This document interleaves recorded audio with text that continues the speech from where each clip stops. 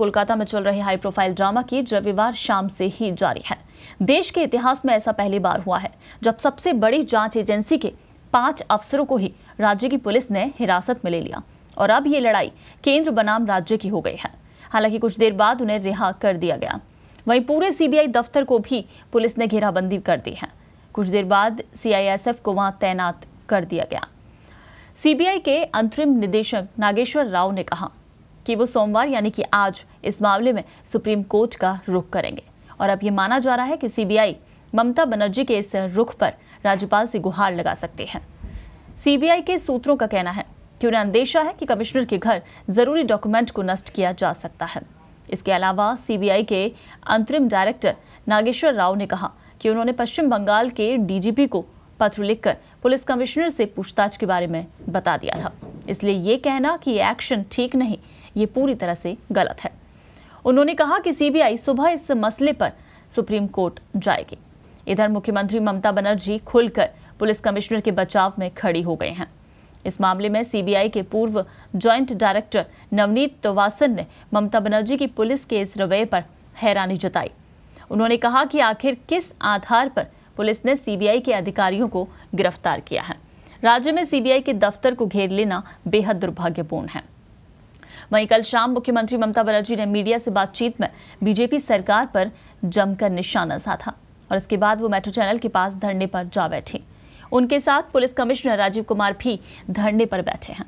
ममता के लिए आधी रात को धरने के लिए स्टेज बना दिया गया और रात ठीक 1:20 पर ममता मंच पर पहुंचे। वहां ममता शॉल ओढ़कर कुर्सी पर बैठी, जबकि कई नेता उनके साथ स्टेज पर नीचे बैठे रहे। ममता ने इस मौके को पूरी तरह से भुना लिया है। उन्होंने कहा कि उनका सत्याग्रह जारी रहेगा। रात में मेट्रो चैनल पर बड़ा स्टेज बनाया गया। आज यहां देश के अलग अलग हिस्सों से कई बड़े नेता आने वाले हैं और आज होने वाली इस भीड़ के मद्देनजर पूरी तैयारियां की जा रही हैं। ममता के धरना स्थल पर इस समय हजारों लोग मौजूद हैं।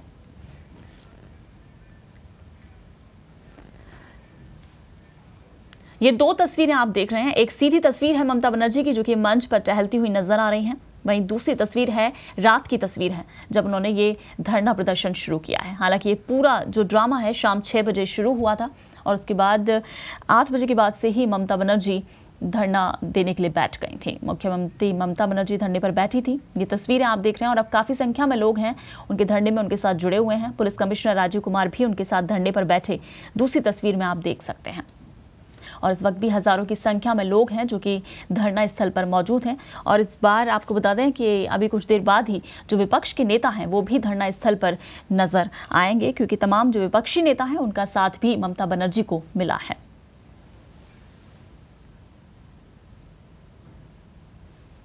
एक डिक्टेटर की तरह अपने राज्य में भ्रष्टाचारियों को बचाना चाहती है और सुप्रीम कोर्ट के आदेश के तहत जो सीबीआई वहाँ इन्वेस्टिगेशन कर रही है उसको काम करने नहीं दे रही है और जिस संविधान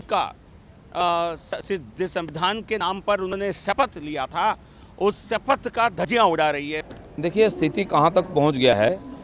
यहाँ कोई घटना का अनुसंधान इंक्वायरी भी नहीं कर सकता है सीबीआई। इसलिए पहले से सीबीआई का खिलाफ एक वातावरण बनाने का प्रयास कर रही थी। उनको डर था कि उनके ऑफिसर, उनके पार्टी के लोग इस घोटाले में लिप्त हैं। कभी ना कभी इंक्वायरी होगी और सच्चाई सामने आएगी। आज बंगाल के लोग जो चाह रहे थे कि चिटफंड का घोटाला जो हुआ है उसमें न्याय हो और लोगों जो दोषी उनको सजा मिले, इसमें जो लोग व्यवधान डाल रहे थे, इस प्रक्रिया को जिन्होंने सबसे ज़्यादा कॉम्प्लिकेटेड बनाया उसमें से एक है राजीव कुमार जी। वो सीट के वो मुखिया थे और आज बार बार उनको नोटिस भेजने के बाद भी वो सीबीआई का हवाले नहीं हुआ और सीने के लिए, और उससे घबराई हुई मुख्यमंत्री वहाँ पहुँच गई जा करके और उन ऑफिसरों को अरेस्ट किया गया है। तो इसका मतलब क्या है? हिंदुस्तान का कानून का बाहर है बंगाल। कानून व्यवस्था संविधान यहाँ कुछ नहीं चलेगा, अपना ताना से ही चलाएंगे चीफ मिनिस्टर। ये मैं अभी टीवी देख रहा था तो ये तो बहुत जो बोलते हैं डेवलपिंग स्टोरी है। तो अभी सारा इसका हिस्ट्री और क्यों हो रहा है, क्या हो रहा है, ये तो पूरी जानकारी है नहीं। पर ये मैं बोल सकता हूँ ज़रूर कि एक तो वो पुलिस कमिश्नर के घर में गए हैं। तो पुलिस कमिश्नर एक बड़ा सीनियर ऑफिसर होता है स्टेट का, बड़ा इम्पोर्टेंट फंक्शनरी होता है। तो और जैसे मैं अखबार में भी पढ़ रहा था कि शायद उनको नोटिस दिए थे और वो अपेयर नहीं हो रहे थे। तो वो अपेयर नहीं हो रहे थे। तो ये सुप्रीम कोर्ट मॉनिटर्ड इन्वेस्टिगेशन है, तो आप हाई कोर्ट से ऑर्डर ले सकते हैं या सुप्रीम कोर्ट से ऑर्डर ले सकते हैं कि वो सीबीआई के सामने अपेयर हुए।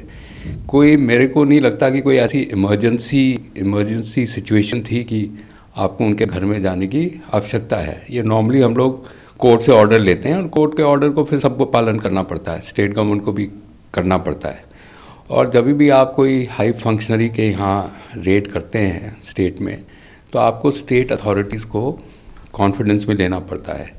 इस केस में क्योंकि आप पुलिस कमिश्नर को कर रहे हैं, तो हो सकता है डीजी पुलिस को, चीफ सेक्रेटरी को, चीफ मिनिस्टर को आपको ब्रीफ करना पड़ता है कि क्यों आप ऐसा एक्शन लेना चाह रहे हैं। तो ये जो झगड़ा टाइप का हो रहा है अभी जो देख रहे हैं टीवी में, तो ये अवॉइडेबल है और ये होना नहीं चाहिए।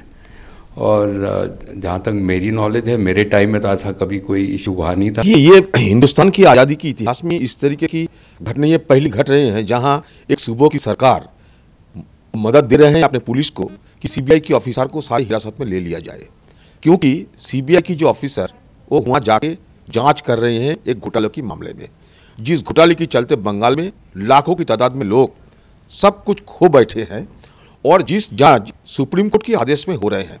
और ये जांच सुप्रीम कोर्ट के आदेश के होने के लिए हम खुद दरवाजा खटखटाया था सुप्रीम कोर्ट की, और इसके चलते जब जांच हो रहे हैं, कई वर्षों से चल रहे हैं, जब ये जांच के चलते धीरे धीरे वहाँ के पुलिस कमिश्नर की इसमें साजिश